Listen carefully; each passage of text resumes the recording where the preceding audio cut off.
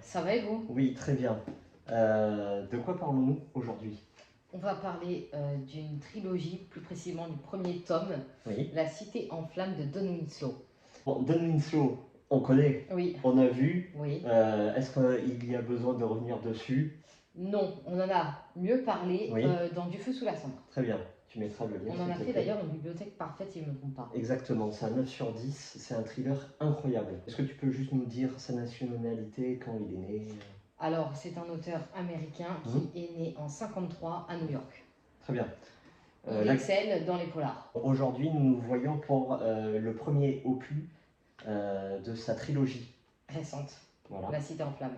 Avec le deuxième La Cité des rêves. et le troisième qui va venir, qui est en cours d'écriture. Qui se nomme La Cité sous les cendres. Sous les cendres. Parfait. D'accord. Alors, le genre, s'il te plaît.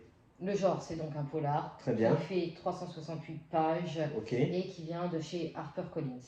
Très bien. Version Merci. poche celui-ci et broché celui de tas noir. Une fois qu'on a dit tout ça, on peut rentrer dans le vif du sujet avec le pitch.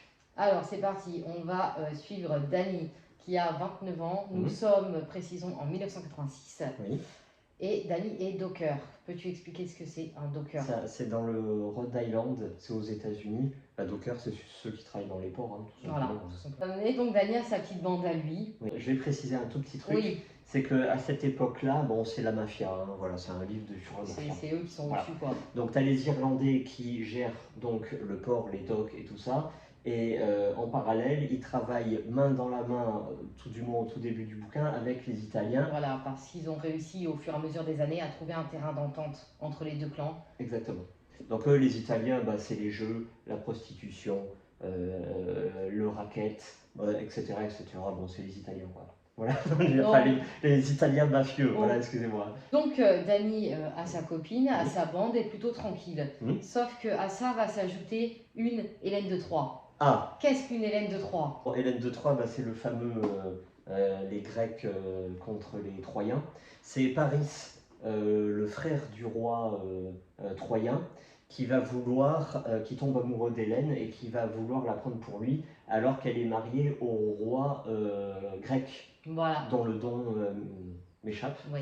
Et évidemment, il va s'en suivre une guerre, c'est la fameuse guerre de Troie. Achille, Ulysse, le cheval qui rentre dans la cité, bon bref, vous connaissez les délires. Bref, c'est deux pays, deux nations, deux peuples qui vont s'entre-déchirer pour une femme. Voilà, sauf que la femme, il me semble, elle en est consciente. Oui. Et qu'elle fait tourner les têtes. Exactement. Elle en joue. Donc. Bon, elle par contre, elle fait pas de tapisserie.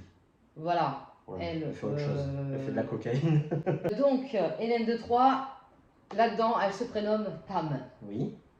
Elle va faire tourner des têtes. Voilà. Et elle va mettre l'embrouille. Et donc, là, le livre part. Donc en gros, la Pam, c'est la femme d'un Italien. Évidemment, Liam, qui est le petit frère irlandais, va tomber amoureux, elle aussi, etc. Bon, vous avez compris le délire. Bref, mais c'est toute une histoire et c'est pour ça qu'on comprend un peu que Pam, elle est quand même consciente de ce qu'elle fait. Exactement, ton ressenti s'il te plaît. Ah, moi j'ai adoré, franchement, pour un polar. Il est pas long du tout, il va droit au but et comme je dis, dès que la Pam elle arrive, ça éclate, ça part dans tous les sens, on va pas spoiler, ça vaut le coup de le lire. Et c'est trop bien, ça va super loin, on est à fond dedans et franchement je l'ai lu mais super vite, super vite. Et toi? Moi j'ai beaucoup aimé. Et à savoir que c'est vachement bien expliqué entre ces clans parce que c'est vrai qu'il y a beaucoup de personnages, on va pas se mentir, hein, mais on arrive à s'y retrouver, sauf que des fois il y a quand même des prénoms qui se ressemblent fort.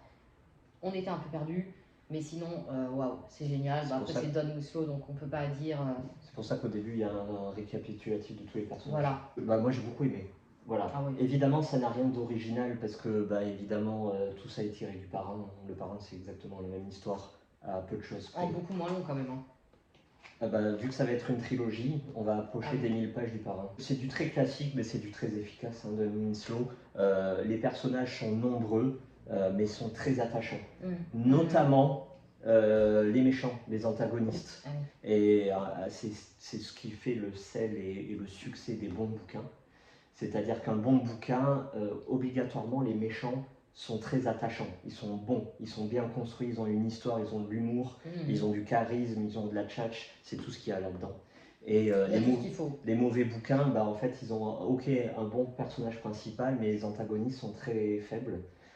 Donc là-dedans, du classique, mais du très efficace et une très bonne atmosphère. L'atmosphère qui évolue au fur et à mesure. Exactement. Et attention, parce que moi j'ai lu le deuxième. Toi, tu es en cours de lecture. Oui. Et le deuxième est encore meilleur que le premier. Parce qu'on va rentrer, bon, c'est de la pure mafia, de la pure pègre, c'est deux gangs qui s'affrontent.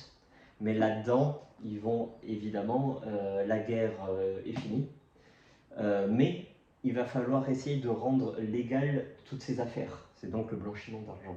Et donc le Dany. Pas de spoil, s'il te plaît. Non, bah, c'est écrit en 4e de couverture. Ah ouais, j'ai pas lu pour une fois. Et donc le Dany va essayer d'intégrer Hollywood, le monde du cinéma, le monde merveilleux, mais qui est aussi géré par d'autres clans mafieux. Le deuxième est mais alors excellent. Donc, est-ce que tu le conseilles? Si oui, à qui? Ah, je le conseille à tous ceux qui sont fans de polar Ah oui. et à ceux qui veulent essayer le genre.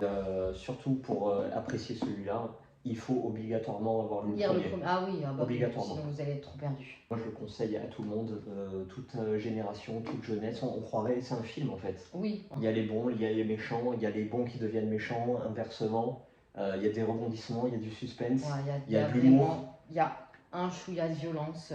Oui, juste et qui est très bien placé, justifié. Non, c'est trop bien. Quelle note mets-tu, s'il te Pour moi plaît? aussi, un beau 9. Parce oui, que la perfection n'existe pas. Ah oui. Ah ouais. Ah oui. Là, c'est pas un polar en longueur, c'est pas un polar qui prend la tête. Là, c'est trop bien. Oui. C'est le polar parfait. Très bien. 9, parce que le parfait n'existe pas. Bon, moi, je mettrais 8. Oh, c'est petit. 8, c'est bien. 8,5 alors. Tranchons pour 8,5. Allez hop. Pour mettre 9 à celui-là. Ah. Voilà. Ah bah oui. Exactement. Et nous rappelons que c'est une trilogie, il y a le 3e qui va pas tarder. Bref. Oui, alors c'est parti pour un 8. Merci beaucoup. Et puis à très vite. À bientôt.